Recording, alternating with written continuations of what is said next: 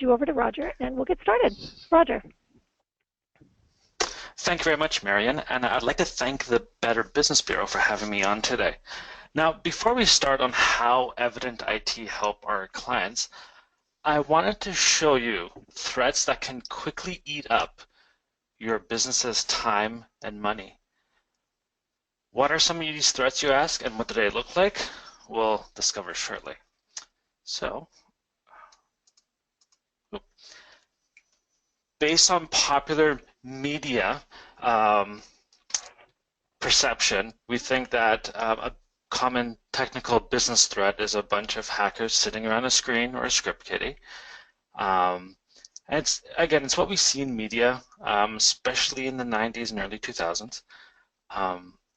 One thing that I will say to this is script kiddies do create something called ransomware that is starting to become it has been a big issue for the last couple of years. And this is when a virus or a Trojan lets in a piece of malware and it completely locks up your entire server and encrypts it. You then have to pay these people a ransom to hopefully get your money back. I'm not going to explain a lot of it because it does get a lot of media attention. I wanted to look at some of the things that you can control a bit more within your business. So back to business technical threats. In reality, most of them look like something like this. This is actually the flood in Calgary in 2013. Offices in downtown Calgary were quickly flooded. Mobile data exchanges were flooded, so mobile data and phone systems were down. Private server rooms were completely shut down. One of the largest data centers in Western Canada was on the brink of being flooded also. We all know in Manitoba, this is a really big reality for us with our spring flooding and overland flooding at any time. Many people tell me that my office is on a second or third floor. We're not going to get flooded. Well, my answer to that is one of our clients actually in 2013, the Alzheimer's Society of Manitoba, they're going among their workday, all nice and happy, and all of a sudden they heard this bang, and it was a frozen sprinkler pipe that completely flooded their entire office in a matter of minutes. Luckily, a lot of the computers were raised. There was some minor damage to the technical systems, but this is showing you how quickly, on a flick of a dime, something can happen to your business. But I'll ask you, if your office was flooded right now, how would you function, and what plan do you even have in place to make sure you could still serve your clients and do your day-to-day business operations? It's always a question of redundancy.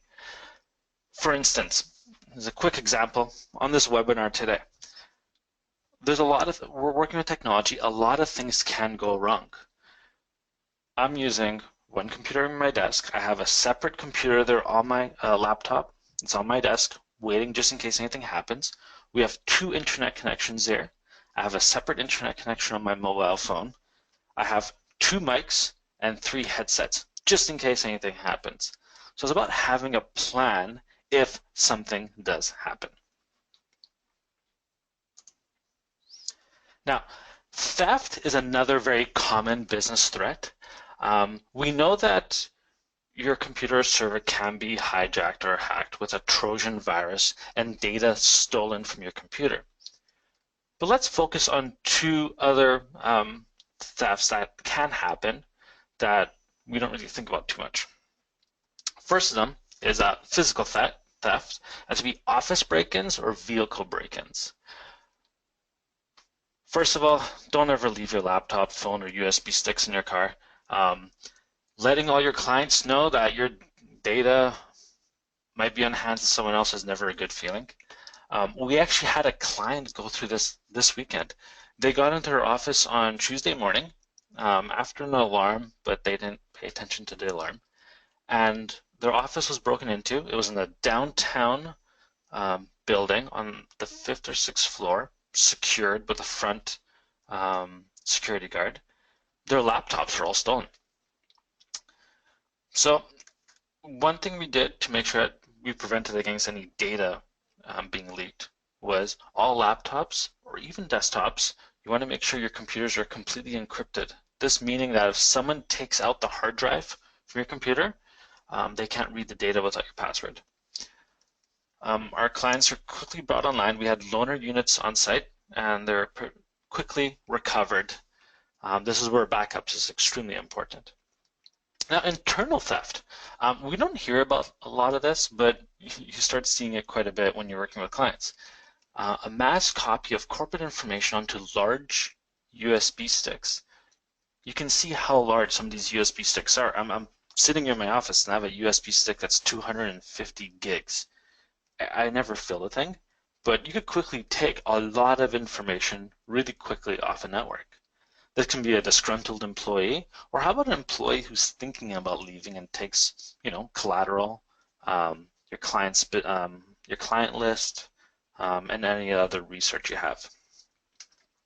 So I'm going to ask you again, what is your plan? Do you have something in place, technically and business-wise, to protect your business and that client data? Mobile devices are becoming a kind of a nuisance in the workplace. I don't mind, I like technology. We're starting to see a lot of bring your own device, or what we call BYOB. Oh, BYOD, sorry. This is where people could bring their own device to work. They connect it to their email system and even to the Wi-Fi network. No matter if it's an Android, an iOS device, meaning an iPhone, or a BlackBerry device, if someone is using it, so being a person, it can be compromised. Just a quick case study. In the fall, we had a transport company we were working with. We started working with them when this happened.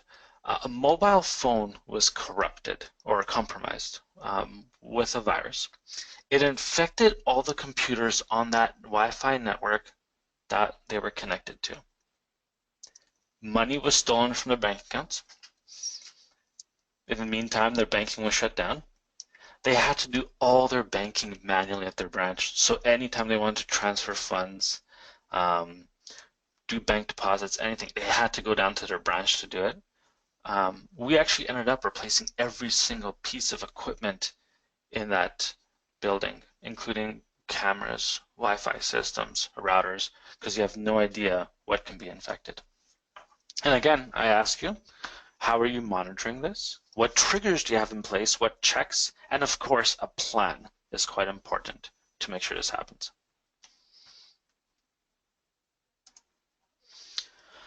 Aging hardware and software, always an issue, I'll tell you that. We just did a quick case study on a client with a 6-year-old server running a 13-year-old operating system with software that was somewhere in between. That custom software, the developer was no longer in business, we couldn't find him. Licensing on other software was not up to date, so we couldn't get the same version of the software. When it went down, we couldn't virtualize the server. That means that virtualization means that there's a physical server, and within that server, we create smaller servers that are isolated completely, and we can move from one machine to another. Now, if that server ever went down, it would take weeks, if not a month, maybe 2 months, to get that machine up and running again to its current state. How long can that business survive that? So if this happens to you, what is your plan? What is your current situation with your hardware and software? If you went in right now and unplugged your server, your computer, could you still run? Hardware is important, but also software is important too, and you want to make sure you have all the recovery procedures, including the backup procedures. They're all unique. They're all going to have their own way of doing it. QuickBooks is a prime example of this. If you do an automated backup of your computer server every night, or every hour, or every 15 minutes, your QuickBooks is not exactly backed up. You want to make sure that you manually back up your QuickBooks every day, week, or month, depending on how much you use it. And you want to make sure you can virtualize your servers whenever you can. This will aid in recovery. Okay. Social engineering is kind of my specialty. This is becoming how hackers get into your company, or how someone calls your house and says that your Windows machine is infected and need to log in to fix it, and while they steal all your passwords and credit card numbers. Essentially, they are taking our human nature and turning it against us using something called cognitive biases. A couple examples of how we do this. So we can test, say, a financial institution by leaving infected USB sticks in their parking lots. The next morning, their staff will park in the parking lot, take these USB sticks, take it into their office, and of course they're curious. They're plug it in, and just like that, we infect their entire network. Again, this is just a test, but it's a quick reminder of how fast things can happen. Just using a phone, on a second example, we can call in a receptionist. Now, a receptionist's job generally means that they're guarding the CEO's time. They want to make themselves look good, they want to make sure they're productive, and they're not bothering the CEO. So they're so anchored by that thought that most times we can ask them almost anything, and they'll tell us by getting us off the phone. If we tell them that we're the photocopier company, we're installing a printer somewhere, we just need the administrative password, you'd be surprised how many of them tell us.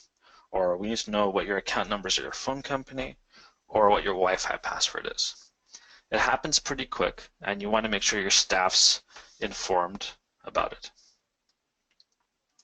Now, cognitive biases, there's a large list of these. The famous investor Warren Buffett has his own list, but these are some of the examples you'll see. Media bias is a big one. We saw that within the US election in the last little while.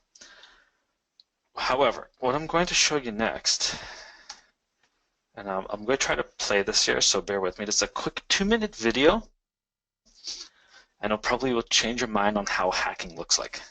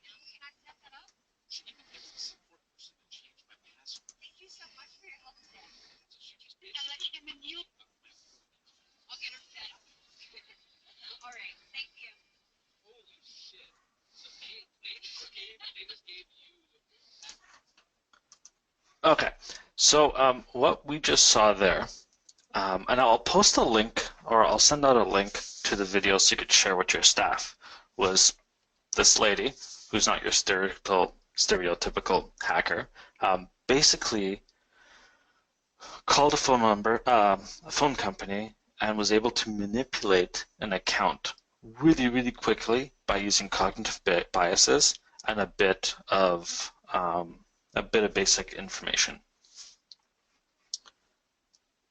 Our next, actually, what I'll do is I'll post the link.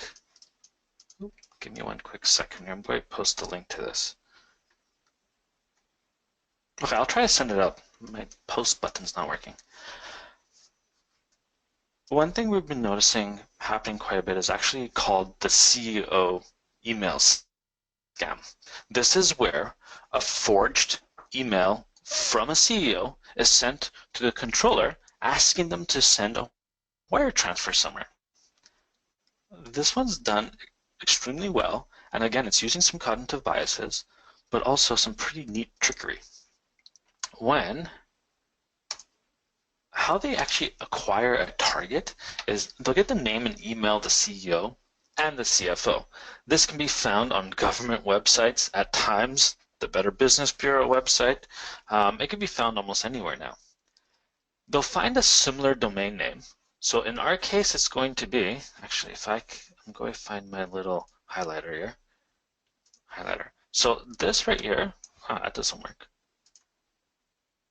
Let me see if I can find this here. That's our actual current domain name, evidentit.ca. And my email is roger.miranda@evidentit.ca. Now, I make mistakes typing this URL all the time, and sometimes it happens. What these sophisticated hackers do is they actually go and register a legal domain name like evidence, so they'll add the two I's here, or probably what I do most is they remove the T from this last domain. So this domain is a completely legal domain name. What they'll do is actually email the CFO, and that CFO will reply going, why do you want me sending this information? And they can actually have two-way email dialogue. And the only reason why we even notice, or clients ask, they'll send an email to us going, this seems weird, is that some of the amounts are quite high, or the currency is not something they usually work with. Now, according to the Associated Press, Ubiquiti disclosed in a quarterly financial report it suffered a whopping $46.7 million hit because of CEO fraud scam. And just so that we're clear, this is Ubiquiti, this company right here. They create routers and firewalls that protect our corporate networks.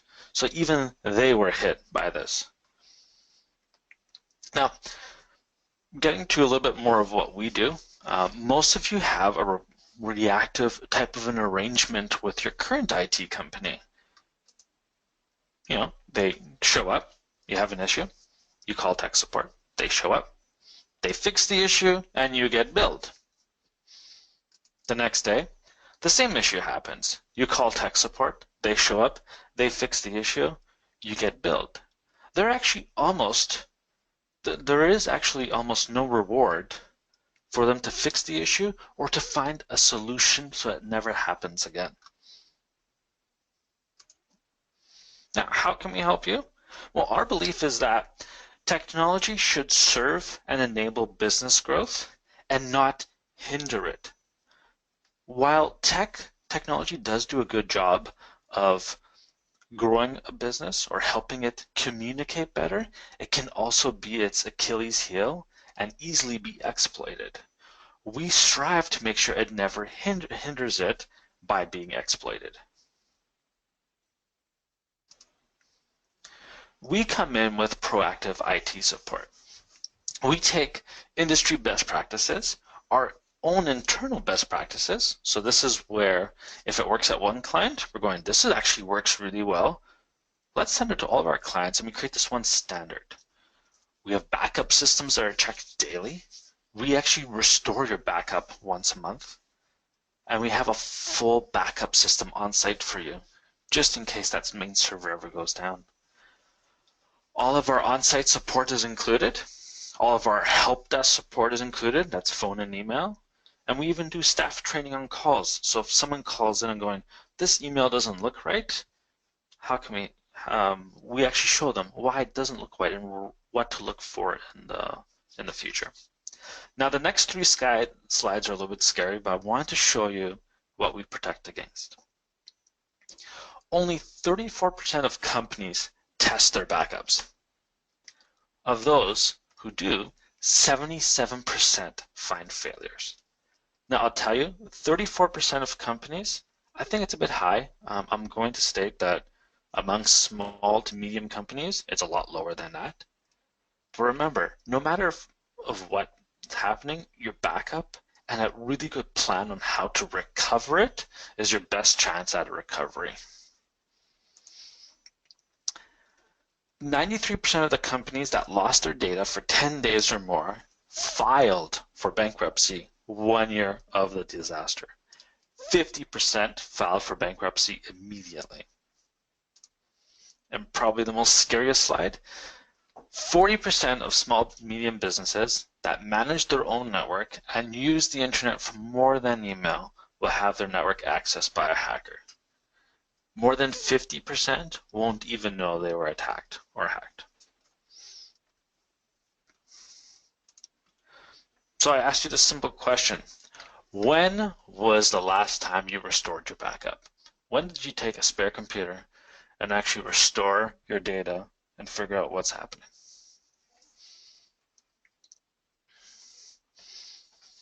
So this can happen to you. You want to try it, and you want to make sure you document it within a plan somewhere. You can have it on a binder, on a document, so it's always ready to go whenever it's ready. Next, our most popular product right now has been actually something called hardware as a service. While we're great at delivering our monthly service, so it includes unlimited on-site support, monitoring, checks and balances, a fixed budget every month, we noticed that the more and more wanted something a little more flexible. So imagine not having to buy hardware anymore, leasing it, managing it, not having to worry about licensing anymore. You're able to scale up or down as your employees shift. We change everything every 3 years, and it's always under warranty. And what's actually included is, on your network, we include fast internet access if MTS or SHA cannot service you, a firewall device on site, outbound security scanning, the network switches, Wi-Fi access in your office, and this means that we'll put in extra Wi-Fi access points around the office to make sure that you have decent Wi-Fi everywhere, the wiring's included, and we put in a UPS battery backup just in case. On your server, you get a physical server, a wall mount if you don't have a rack, a Windows Server licensing, a Microsoft SQL licensing if that is what your database uses, and we make sure we virtualize all your servers so we can switch them out whenever we need. Each computer, so your workstation, we provide a computer with a really fast hard drive called an SSD drive, 2 monitors, so everyone gets dual monitors on their desk. We find it's one way to really increase staff productivity and actually save on quite a bit of paper. We give everyone Office 365 desktop applications. This is Excel, Word, and Access. And we also give everyone 365 Exchange email, and it helps alleviate from the server resources. On our backup and restore procedures, we do a backup of your server. We have an on-site backup server for quick turnaround time. And this is actually a duplicate server. This is not a little tiny box that barely has no power. We back up to an off-site server in Toronto. We do restore testing.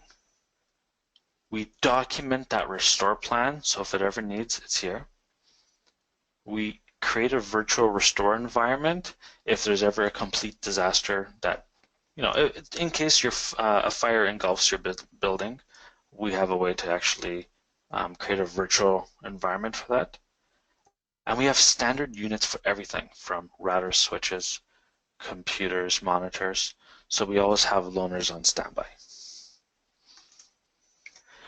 Now, every once in a while, I know this is a picture of New York, but this is what Winnipeg looks like a couple times of the year, and you don't want to leave home. So our next popular product is something called Desktop as a Service, and we give you all the same functionality, except your desktop is actually hosted in our data center. So no matter if you're at home during a snowstorm, or if you're at the office, all you do is log into the main server and all your stuff's there. Your files, your programs, your emails, everything. You can even do this from vacation if you really want to. Now, before we're almost done here, I wanted to give you a couple of free tools you could use within your business or even home to really protect you against a few things. This website, www.foolishit.com, you can have, going to just, it's called Crypto Prevent. There's a free version that you can install, and it will help protect against ransomware. What it will do is apply a bunch of best practice security to make sure that they can't lock files up extremely quickly.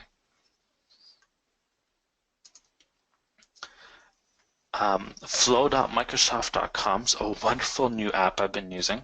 It allows you to do create almost these little recipes of okay, I'll try to give you an example. If it's minus 35 outside, please email me, and then email everyone at home saying please stay home, don't come to work, work from home. It can do everything from within Office applications, Office 365, email, and a bunch of third-party applications. OpenDNS is actually a very good product we use. It's now part of Cisco. It's what we use for outbound scanning of all traffic. So if anyone ever clicks on a link or your computers are infected and it's going to some sort of destination we know that is bad, it automatically gets blocked. You can get this for free for your home. Just down, if you go to OpenDNS.com, and they have an OpenDNS for free and also a Family Shield for free. So you're also allowed to do some content filtering for your home if you ever need. So this concludes our workshop. However, we do offer participants today a free technical assessment. We'll come down, meet with you, answer any questions, and probably even show you some of the things you might want to look at.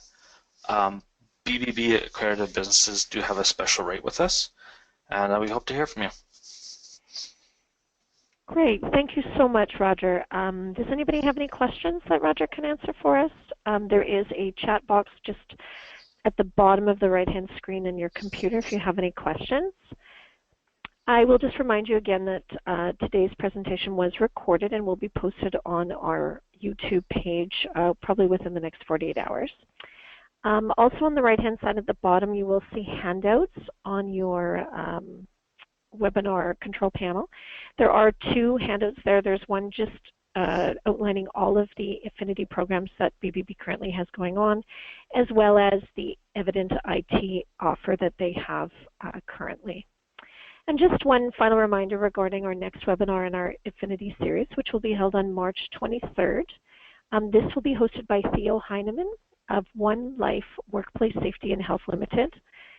Driven by passionate people and a common purpose, One Life specializes in development, implementation, measurement, and continued improvement of the safety management systems while leveraging the latest in software technology. Working with One Life will allow your business to go beyond attaining legal compliance under the workplace safety and health legislation, but also realizing reduction in loss along with improvements in productivity and quality. All this will result in healthier employees and a more profitable and sustainable business in our community. So be sure and watch for that registration link to our informative webinar in early March. So Roger, I don't see any questions here today, so I think that that's it. Thank you to everyone for taking some time out of your busy day to join us this morning, and Roger for your wonderful presentation. Thank you very much. Okay, bye-bye.